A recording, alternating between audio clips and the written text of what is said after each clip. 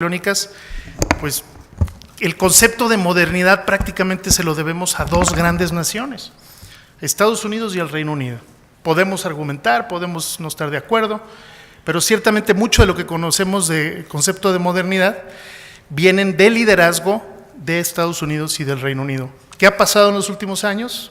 Particularmente con el Brexit y particularmente con la elección de Donald Trump, que la gente de esos países no está seguro de que sus líderes sigan teniendo un liderazgo, digamos, a nivel internacional. Lo vemos en las gráficas y en las estadísticas. Hoy en día el estadounidense, entre el 54 y el 57% del británico y del estadounidense piensa que su país debe de disminuir su rol de liderazgo a nivel global. Entonces, ahí hay una fuerte, digamos, demanda de la gente, racional o no racional. Lo que quiero decir es que está ocurriendo y va a seguir ocurriendo. Entonces, si por ejemplo ustedes toman todas las elecciones que va a haber el próximo año, en la Unión Europea en mayo, pues tienes ahí obviamente a Matteo Salvini, ¿no? El Deputy Prime Minister de Italia, ya está anunciando que se van a salir del Pacto Mundial de Migración, ahora en Marrakech. Probablemente Estados Unidos ya se salió el año pasado, que fue aquí en Vallarta, de hecho, las discusiones. 2 días antes se salió Estados Unidos de las conversaciones del Pacto Global de Migración. Obviamente tenemos Hungría, que es un caso tremendo también con Viktor Orbán y su canciller, que es de verdad una cosa que yo jamás pensé ver, escuchar al canciller de Hungría. Véanla, por ahí está en YouTube, una entrevista en CNN con Cristiana Amanpour la semana pasada, el canciller de Hungría hablando pues de manera abierta y xenófoba sobre los migrantes y sobre invasiones pero bueno, tienen el poder y están muy consolidados en Hungría. Entonces ahí Peter Sajarzo, ¿no? el canciller. Y tienes la Liga del Norte en Italia, y tienes el Partido de la Gente en Bélgica, y tienes obviamente Francia, y muchas expresiones que seguramente en mayo en las elecciones en Europa, que normalmente son un buen laboratorio para ver el voto de castigo, pues ciertamente van a ganar terreno estas expresiones nacionalistas o nacionalistas principalmente, para no ponerle más adjetivos. Vemos al estratega de Trump, Steve Bannon, aglutinarse con varias expresiones de este tipo, trabajando tiempo completo en Europa precisamente para incentivar estos nacionalismos en Europa. Entonces tenemos, y bueno, lo vimos ahora en las elecciones en Estados Unidos, las elecciones intermedias. Justo estaba platicando con el padre sobre el INDE, por supuesto que coincide que fue un regalo lo que le ocurrió a la caravana al presidente Trump en vísperas de las elecciones intermedias. ¿Por qué? Porque las imágenes de gente cruzando la frontera sur con México de manera violenta son importantísimas para su base en el sur, su base electoral, y en el Rust Belt, que le llaman, donde está Michigan, donde está su bastión, Ohio, todos esos estados. Entonces, por supuesto que esto permitió, en un país donde tienes elecciones intermedias y el 75% de los republicanos piensan que la gran amenaza a su país es la migración ilegal, pues estas imágenes les ayudó muchísimo a las elecciones. Es decir, el presidente Trump pasa de 42% de aprobación a 43%, un punto porcentual de aprobación. No digo que solamente sea por el tema de la caravana y todo esto, pero ciertamente es un discurso que le ayudó a consolidar su victoria en el Partido Republicano.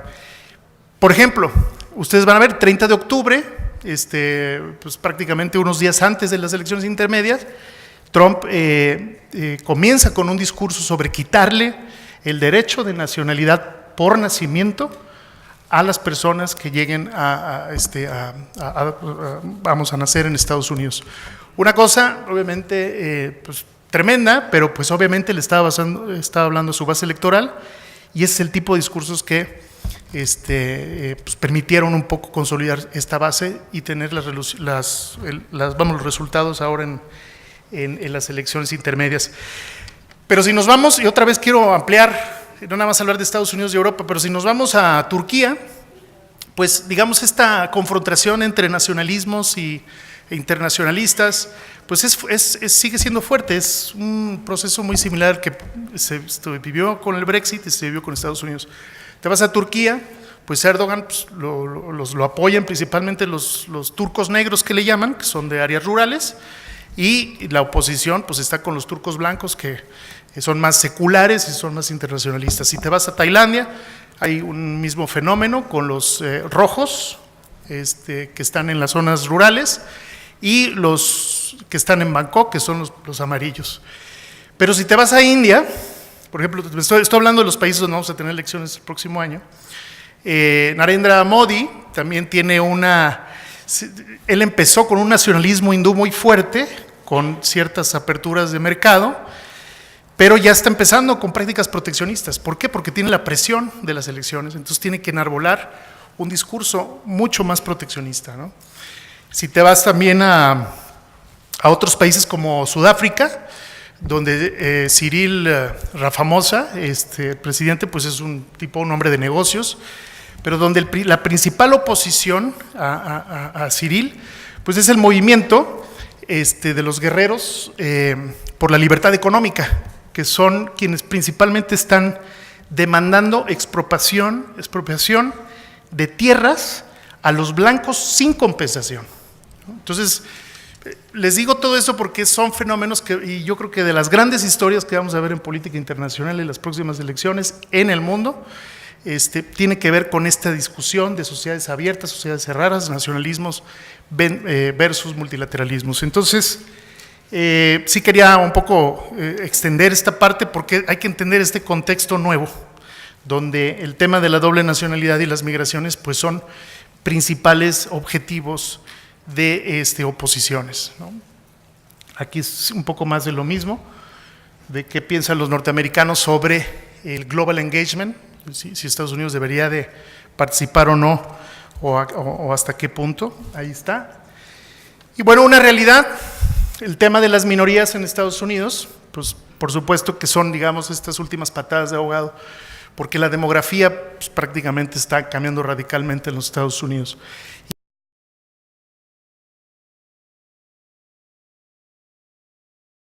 Y vamos a ver que para el 2050, según sus mismos datos, pues obviamente las minorías van a superar, obviamente, las minorías blancas, ¿no? Digo, hacia las minorías blancas. 3 minutos, ok.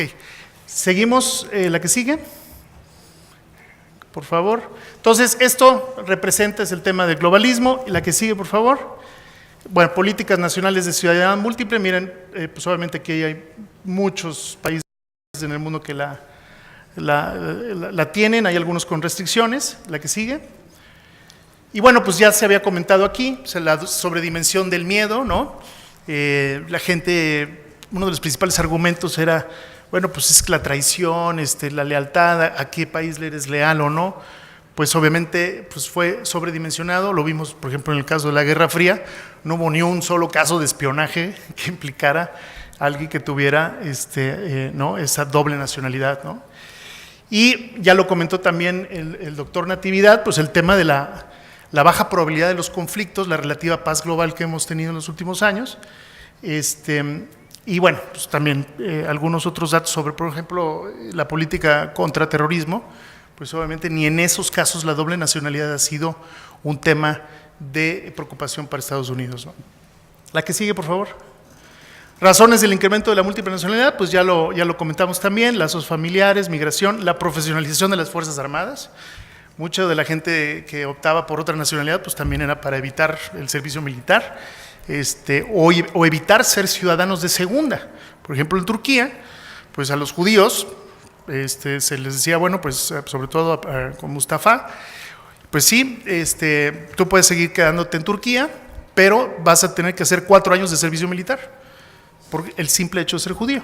Entonces ahí es donde hablamos, esta gente entonces empezó a migrar, ¿no? Entonces, bueno, obviamente el bajo costo de la renuncia a la nacionalidad, y estas son razones de incremento, ¿no? La que sigue, por favor, un poco de la capacidad económica de quienes están migrando. Y la que sigue, pues los lados positivos ya los hemos comentado, pues es esta especie de soft power que obtiene alguien con la doble nacionalidad. Por supuesto que es un factor no menor.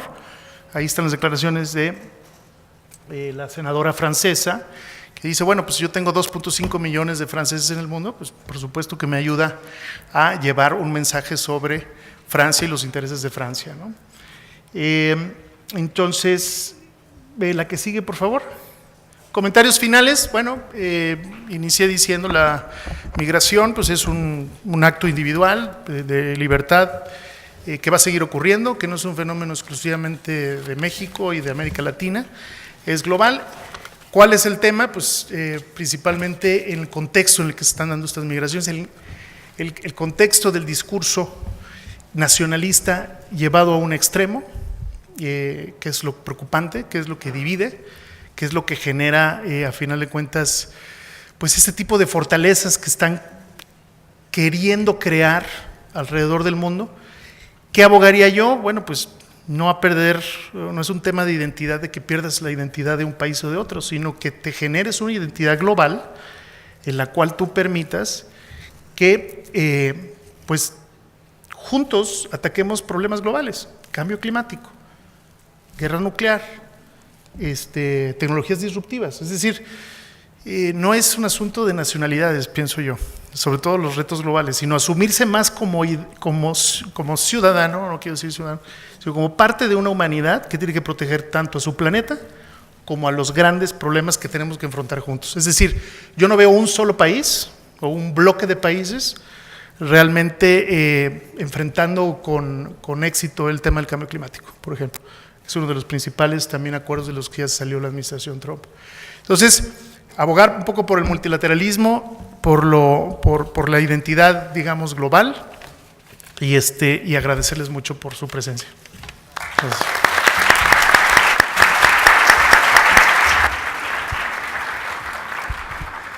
Muchas gracias por ampliar.